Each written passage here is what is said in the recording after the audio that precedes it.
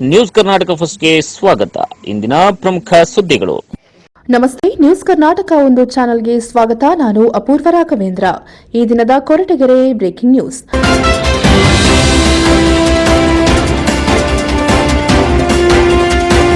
Micro finance ಕಂಪನಿಗಳಿಗೆ ತಹಶೀಲ್ದಾರ್ ಮಂಜುನಾಥ್ ಹಾಗೂ circle inspector Anil ರವರು ಖಡಕ್ ಎಚ್ಚರಿಕೆಯನ್ನು ನೀಡಿದ ಸುದ್ದಿ ನ್ಯೂಸ್ ಕರ್ನಾಟಕ ಒಂದರಲ್ಲಿ ವೀಕ್ಷಿಸಿ. ಮೈಕ್ರೋ ಫೈನಾನ್ಸ್ ಕಂಪನಿಗಳಿಗೆ ಖಡಕ್ ಎಚ್ಚರಿಕೆಯನ್ನು ನೀಡಿದ ತಹಶೀಲ್ದಾರ್ ಮಂಜುನಾಥ್, ಸರ್ಕಲ್ ಇನ್ಸ್ಪೆಕ್ಟರ್ ಅನಿಲ್. ನಿರಂತರ ಅಮೋಘ ವಾಹಿನಿಯ ಮೈಕ್ರೋ ಫೈನಾನ್ಸ್ ಕಿರುಕುಳದ ವರದಿಯ ಬೆನ್ನಲ್ಲಿ ಕೊರಟಗೆರೆಯ ಸುಮಾರು 20ಕ್ಕೂ ಹೆಚ್ಚು ಖಾಸಗಿ ಫೈನಾನ್ಸ್ ಕಂಪನಿಗಳನ್ನು ಕೊರಟಗೆರೆ ತಾಲೂಕು ತಹಶೀಲ್ದಾರ್ ಸಭಾಂಗಣದಲ್ಲಿ ಆಯೋಜಿಸಲಾಗಿದ್ದ ತಹಶೀಲ್ದಾರ್ ಮಂಜುನಾಥ್ ಕರೆದಿದ್ದ ತುರ್ತು ಸಭೆಯಲ್ಲಿ ಭಾಗಿ. ಮುಖ್ಯಮಂತ್ರಿ ಸಿದ್ದರಾಮಯ್ಯ ಹಾಗೂ ಗೃಹ ಸಚಿವ ಪರಮೇಶ್ವರ್ ಅವರ ಮಾತುಗಳನ್ನು ಈಗಾಗಲೇ ನೀವೆಲ್ಲರೂ ಕೇಳಿದ್ದೀರಾ. ಕಾನೂನು ಉಲ್ಲಂಘನೆಯನ್ನ ಮಾಡಿದ ಯಾವುದೇ ಮೈಕ್ರೋ ಫೈನಾನ್ಸ್ ಕಂಪನಿಯಾಗಲಿ ಅವರ ವಿರುದ್ಧ ಕಾನೂನು ಕ್ರಮವನ್ನು ಜರುಗಿಸಲಾಗುವುದು. ಸಾರ್ವಜನಿಕರ ಮನೆಗೆ ಹೋಗಿ ಮಾನಹಾನಿಯನ್ನ ಮಾಡಿದರೆ ಫೈನಾನ್ಸ್ ಕಂಪನಿಯ ಮೇಲೆ ಬೀಳುತ್ತೆ ಕೇಸ್. ಎಲ್ಲಾ ಖಾಸಗಿ ಕಂಪನಿಗಳಿಗೆ 1 ತಿಂಗಳ ಕಾಲಾವಕಾಶ. ನೀವು ಕೊಟ್ಟ ಸಾಲಗಳಿಗೆ ಆರ್ಬಿಐ ಮಾನದಂಡಗಳ ಅಡಿಯಲ್ಲಿ ಕಾನೂನು ರೀತಿಯಲ್ಲಿ ಸಾಲ ಮರುಪಾವತಿಯನ್ನ ಮಾಡಿಕೊಳ್ಳಬೇಕು. ಯಾವುದೇ ಸಾರ್ವಜನಿಕರು ಲೋನನ್ನ ಕಟ್ಟಲು ಆಗದೇ ಇದ್ದಾಗ ಅವರ ಮನೆಯ ಪರಿಸ್ಥಿತಿಗಳನ್ನು ಆಲಿಸಿ ಲೋನನ್ನ ಕಟ್ಟಲು ಅವರಿಗೆ ಕಾಲಾವಕಾಶವನ್ನ ಕಲ್ಪಿಸಿಕೊಡಬೇಕು. ಲೋನ್ ಮರುಪಾವತಿ ಮಾಡಲು ಶಕ್ತಿ ಇಲ್ಲದವರಿಗೆ ಲೋನ್ ಕೊಟ್ಟು ಹಿಂಸಿಸುವುದು ಸರಿಯಲ್ಲ ಎಂದು ತಹಶೀಲ್ದಾರ್ ಮಂಜುನಾಥ್ ಮೈಕ್ರೋ ಫೈನಾನ್ಸ್ ಕಂಪನಿಗಳ ಸಿಬ್ಬಂದಿಗಳಿಗೆ ಖಡಕ್ ಎಚ್ಚರಿಕೆಯನ್ನ ನೀಡಿದರು. ಇನ್ನು ಇದೇ ಸಂದರ್ಭದಲ್ಲಿ sub inspector Chetan Kumar, Kolala police ಠಾಣೆಯ sub inspector Yogesh, sub inspector Renuka Yadav, sub inspector Basavaraju, ತಾಲೂಕಿನ ಎಲ್ಲ ಮೈಕ್ರೋ ಫೈನಾನ್ಸ್ ಕಂಪನಿಯ ಸಿಬ್ಬಂದಿ ವರ್ಗದವರು, ಧರ್ಮಸ್ಥಳ ಸಂಘದ ಸಿಬ್ಬಂದಿ, ಕಾಳಂ ಜಿಮ್ ಸಂಸ್ಥೆಯ ಸಿಬ್ಬಂದಿ ವರ್ಗದವರು ಹಾಜರಿದ್ದರು. ಸರ್ಕಲ್ ಇನ್ಸ್ಪೆಕ್ಟರ್ ಅನಿಲ್ ಮಾತನಾಡಿ, ಜನರ ಬಳಿ ನಿಮ್ಮ ವರ್ತನೆ ಹೇಗಿದೆ ಎನ್ನುವುದು ನಮಗೂ ಗೊತ್ತಿದೆ. ಸಾಲ ಕೊಡುವಾಗ ಸೌಮ್ಯದಿಂದ ವರ್ತಿಸಿ, ವಸೂಲಿ ಮಾಡುವಾಗ ನೀವು ನಡೆದುಕೊಳ್ಳುವ ರೀತಿ ಸರಿಯಿಲ್ಲ. ಅದ್ಯಾವುದು ಇನ್ನು ಮುಂದೆ ನಡೆಯುವುದಿಲ್ಲ. ನಿಮ್ಮ ಏಜೆಂಟುಗಳಿಗೆ ಬುದ್ಧಿ ಹೇಳಿ, ಇಲ್ಲದಿದ್ದರೆ ಮೈಕ್ರೋ ಫೈನಾನ್ಸ್ ವ್ಯವಸ್ಥಾಪಕರ ಮೇಲೆ ಕ್ರಮವನ್ನು ಕೈಗೊಳ್ಳಬೇಕಾಗುತ್ತದೆ ಎಂದು ಖಡಕ್ ಎಚ್ಚರಿಕೆಯನ್ನ ನೀಡಿದರು. ಸಾರ್ವಜನಿಕರ ಬಳಿ ಹೋದಾಗ ಸೌಮ್ಯ ಸ್ವಭಾವದಿಂದ ವರ್ತಿಸಬೇಕು. ಹೌದು, ಸಾಲಗಾರರಿಗೆ ಕಿರಿಕಿರಿಯನ್ನ ಮಾಡಬಾರದು. ಸಾರ್ವಜನಿಕ ಸ್ಥಳಗಳಲ್ಲಿ ಸಾಲಗಾರರ ಮಾನಹಾನಿ ಮಾಡಿದರೆ ಇಂತಹ ಫೈನಾನ್ಸ್ ವಿರುದ್ಧ ಸೂಕ್ತ ಕಾನೂನು ಕ್ರಮವನ್ನು ಕೈಗೊಳ್ಳಲಾಗುವುದು ಎಂದು ಫೈನಾನ್ಸ್ ಕಂಪನಿಗಳಿಗೆ ಖಡಕ್ ಎಚ್ಚರಿಕೆಯನ್ನ ನೀಡಿದರು. ಅದೇನೇ ಆಗಲಿ ವೀಕ್ಷಕರೇ, ನೀವು ಅಷ್ಟೇ ಎಷ್ಟು ಅವಶ್ಯಕತೆ ಇದೆಯೋ ಅಷ್ಟನ್ನ ಮಾತ್ರ ಸಾಲವಾಗಿ ಪಡೆಯಿರಿ. ಸುಖ ಸುಮ್ಮನೆ ಸಾಲ ಕೊಡ್ತಾರೆ ಎಂದು ತೆಗೆದುಕೊಂಡು ತೀರಿಸಲಾಗದೆ ಆತ್ಮಹತ್ಯವನ್ನ ಮಾಡಿಕೊಳ್ಳದಿರಿ. 685 ಜನ ಸುಸ್ಥಿರಾಗಿದ್ದಾರೆ. ಅದ್ರದ್ದು ಅಮೌಂಟ್ ಬಂದ್ಬಿಟ್ಟು 62 ಕೋಟಿ ಇದೆ ಅಂತ ಇದೆ ಮಾಹಿತಿ. ಈಗ 2-3 ಬ್ಯಾಂಕ್ ಅವರು ಹೇಳಿದ್ರು, ಗ್ರಾಮೀಣ ಫುಡ್ಡಲ್ಲಿ 900 ಜನ ಓಡಿದ್ದಾರೆ, ಟಾಟಾ ಕ್ಯಾಪಿಟಲ್ ಅಲ್ಲಿ 28 ಜನ, BSS ಅಲ್ಲಿ 68 ಜನ ಅಂತ. ಅದು ಅಮೌಂಟ್ನ ಈಗೇನು 3 ಸಂಸ್ಥೆಯವರು ಹೇಳಿದ್ರು, ಅದೇ ರೀತಿಯಾಗಿ ಎಲ್ಲ ಈಗೇನು ನಮ್ಮ ಕೊರಟಗೆರೆ ತಾಲೂಕಿನಲ್ಲಿ ಇರ್ತಕ್ಕಂಥ 18 ಸಂಸ್ಥೆಗಳು ನಿಮ್ಮ ಸಂಸ್ಥೆಯಲ್ಲಿ ಇರ್ತಕ್ಕಂಥ ಎಷ್ಟು ಸುಸ್ತಿದಾರರು ಅಂದ್ರೆ, ಈಗ ಅವರು ನೀವು ಓಡಿ ಅಂತ ಡಿಕ್ಲೇರ್ ಮಾಡಿದ್ದೀರಾ ನಿಮ್ಮ ಹಂತದಲ್ಲಿ, ಅದರ ಮಾಹಿತಿ ಕೊಡ್ಬೇಕು. ಒಂದೇ ಪಾಯಿಂಟ್ ನಮಗೂ ಕೂಡ ಮತ್ತೆ ಪೊಲೀಸ್ ಇಲಾಖೆಗೂ ಕೂಡ. ಸೊ ಈಗ ಅದರಲ್ಲಿ ಕೂಡ ಕೆಲವೊಬ್ರು ಏನಂದ್ರೆ ಆರ್ಥಿಕವಾಗಿ ಉದ್ಯೋಗಿರ್ತಾರೆ. ಸೊ ಅದರಲ್ಲಿ ಅಂಥವ್ರನ್ನ ನೀವು ಗುರುಸಿ. ಅದರಲ್ಲಿ ಈಗ ನಮ್ಮಲ್ಲಿ ಸುಮಾರು ಈಗ ಎಲ್ಲರದು ಸೇರಿದ್ರೆ ಒಂದು 2,000-3,000 ಜನ ಸಿಗ್ಬೋದು ಅಂತ ಅನ್ಸುತ್ತೆ. 42,000 ಜಿಲ್ಲೆಗೆ ಅಂತಂದ್ರೆ 10 ತಾಲೂಕು ಮತ್ತೆ ತುಮಕೂರು ಟೌನ್ ನಾವು ಕನ್ಸಿಡರ್ ಮಾಡಿದ್ರೆ ಒಂದು 3-4,000 ಸಿಗ್ಬೋದು. 10% ಅಂತ ಅನ್ಕೊಂಡು 4,000ದಲ್ಲಿ ಯಾರಿಗೆ ನಾವು ಈಗ ಯಾರು ಈಗ ಬಿಸ್ನೆಸ್ ಆಕ್ಟಿವಿಟಿ ರನ್ನಿಂಗ್ ಅಲ್ಲಿ ಇದೆ ಅಂತವ್ರಿಗೆ ನೀವು ಟೈಮ್ ಕೊಟ್ಬಿಟ್ಟು ಪ್ರಮೋಟ್ ಮಾಡ್ಕೊಳ್ಳಿ. ಬಟ್ ಯಾರಿಗೂ ಕೂಡ ಒತ್ತಾಯ ಮಾಡಂಗಿಲ್ಲ. ಈಗಾಗಲೇ ಹೇಳ್ದಂಗೆ ಅವ್ರ ಮೇಲೆ ದೌರ್ಜನ್ಯ ಮಾಡಂಗಿಲ್ಲ. ಅವ್ರ ಮನೆಗಳ ಮೇಲೆ ಹೋಗಿ ಏಕಾಏಕಿ ಯಾವುದೇ ರೀತಿಯಾದಂತಹ ಬರಹಗಳ ಬರೆಯಂಗಿಲ್ಲ.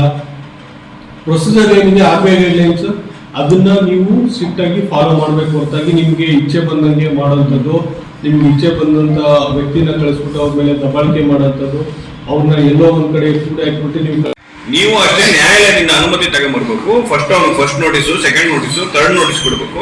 ನಂತರ ನ್ಯಾಯಾಲಯಕ್ಕೆ ಹಾಕ್ಬೇಕು. ಅಲ್ಲಿ ನೀವು ದುಡ್ಡು ವಸೂಲಿ ಮಾಡ್ಬೇಕು. ಅದನ್ನ ಬಿಟ್ಬಿಟ್ಟು ನೀವೇ ಹೋಗ್ಬಿಟ್ಟು ದೌರ್ಜನ್ಯ ಮಾಡ್ಕೊಂಡು ದುಡ್ಡು ವಸೂಲಿಗಳು ಮಾಡ್ಕೊಂಡ್ರೆ ಈ ತರನೇ ಆಗ್ತಾ ಇರೋದು. ಇಷ್ಟು ದಿನ ಆಗಿಲ್ಲ, 16 ವರ್ಷದಿಂದ ಆಗಿಲ್ಲ, ಈಗ ಆಗ್ತಾ ಇದೆ ಅಂತಂದ್ರೆ ನಿಮ್ದು ಅತಿ ಜಾಸ್ತಿ ಆಗಿತ್ತು, ಅದು ಇವಾಗ ಆಗಿದೆ ಅಷ್ಟೇ.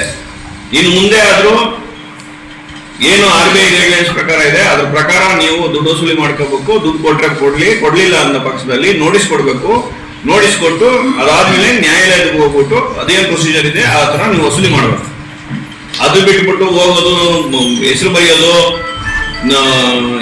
ಒಬ್ಬರೇ ಇದ್ದಾಗ ಎದುರಿಸೋದು, ನೀವು ದುಡ್ಡು ಕೊಡಲಿಲ್ಲ ಅಂದ್ರೆ ನಾವು ಮನೆ ಬಿಟ್ಟು ಹೋಗೋದಿಲ್ಲ ಅಂತ ಅಲ್ಲೇ ಕುತ್ಕೊಳಕ್ ಹೋಗೋದು, ಇವೆಲ್ಲ ಮಾಡಿದ್ರೆ 100% ನಿಮ್ಮೆಲ್ಲ ಕಾನೂನು ಪ್ರಕಾರ ಏನ್ ಕೇಸ್ ಮಾಡ್ಬೇಕು ಅದನ್ನ ಕೇಸ್ ಮಾಡ್ತೀವಿ.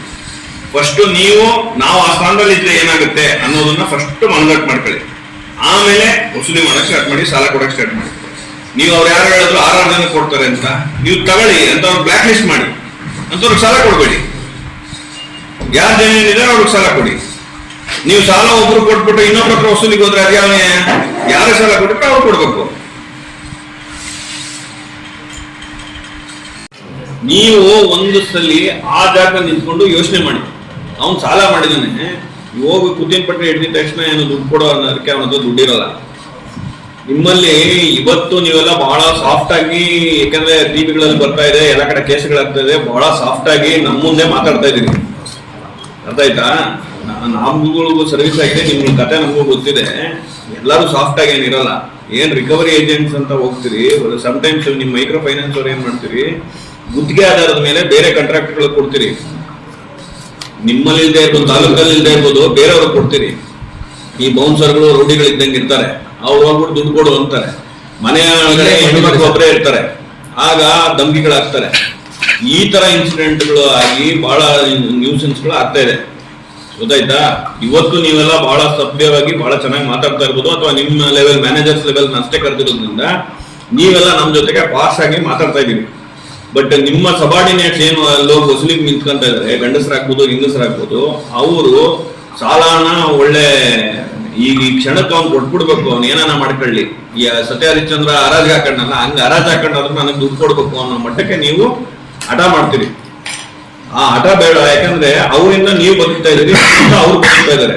ಇದು ಎರಡೂ ಕೊಟ್ಟು ತಗೊಳ್ಳೋದ್ರಿಂದ ಮತ್ತೆ ಮೈಕ್ರೋ ಫೈನಾನ್ಸ್ ಈಗ ಏನು ಸ್ನೇಹಿತನ ಸಾಲ ಕೇಳಿದ್ರೆ ಸ್ನೇಹಿತ ಏನು ಸಾಲ ಕೊಡಲ್ಲ, ಅಟ್ಲೀಸ್ಟ್ ನೀವು ಕೊಡ್ತೀರಿ ಡಾಕ್ಯುಮೆಂಟ್ಸ್ ಕೊಟ್ಟಿದ ತಕ್ಷಣ.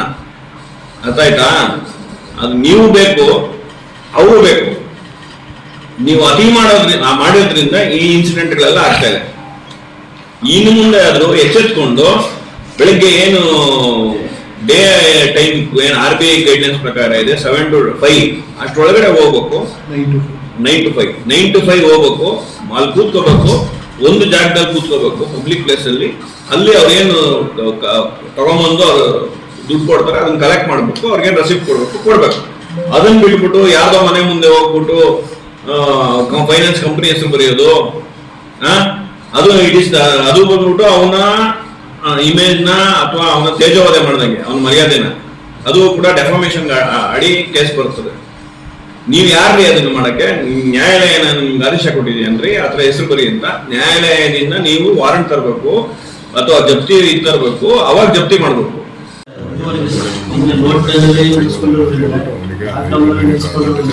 ಈ ಫೈನಾನ್ಷಿಯಲ್ ಆಗಲಿ ಒಂದು 4 ಜನ